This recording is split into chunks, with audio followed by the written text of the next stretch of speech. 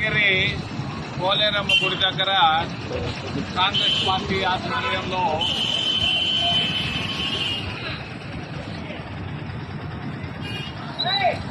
నిరసన కార్యక్రమం ఏర్పాటు చేయడం జరుగుతాం.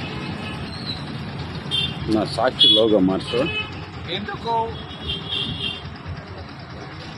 కారణం, మన ప్రాంతంలో నిరుద్యోగం విపరీతంగా ఉంది. ప్రతి ఇంటిలో చదువుతున్న వాళ్ళు ఒకరిద్దరు ఉన్నారు. బీటెక్లు పాస్ అయిన వాళ్ళు ఉద్యోగాలు లేక చాలా అధోగతిలో ఉన్నారు. పాస్ అయ్యారు, కష్టపడ్డారు, ఉద్యోగాలు రావు.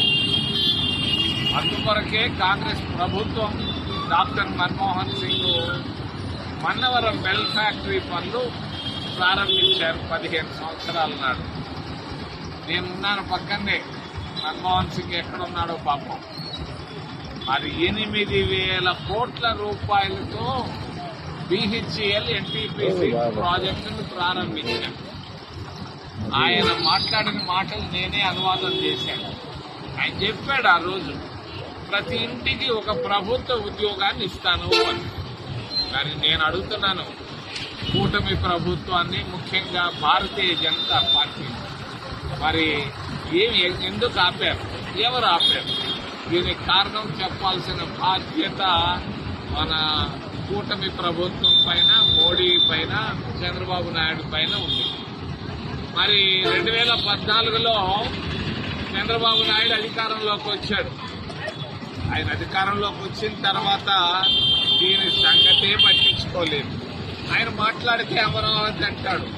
గిరి పోలేరమ్మ గుడి దగ్గర కాంగ్రెస్ పార్టీ ఆధ్వర్యంలో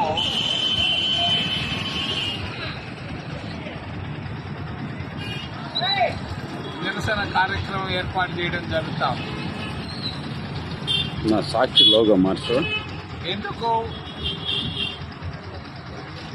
కారణం, మన ప్రాంతంలో నిరుద్యోగం విపరీతంగా ఉంది. ప్రతి ఇంటిలో చదువుతున్న వాళ్ళు ఒకరిద్దరు ఉన్నారు. బీటెక్లు పాస్ అయిన వాళ్ళు ఉద్యోగాలు లేక చాలా అధోగతిలో ఉన్నారు. పాస్ అయ్యారు, కష్టపడ్డారు, ఉద్యోగాలు రావు. అందుకొరకే కాంగ్రెస్ ప్రభుత్వం doctor Manmohan Singh Mannavaram bell factory పనులు ప్రారంభించారు 15 సంవత్సరాల నాడు.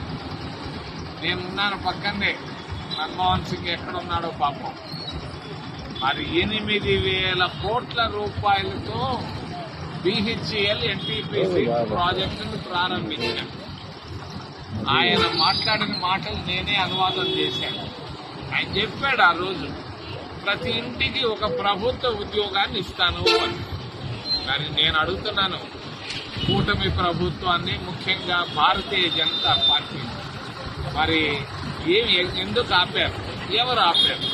దీనికి కారణం చెప్పాల్సిన బాధ్యత మన కూటమి ప్రభుత్వం పైన, మోడీ పైన, చంద్రబాబు నాయుడు పైన ఉంది.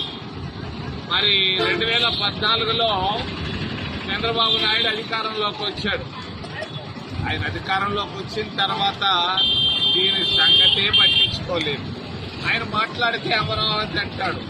దేవతల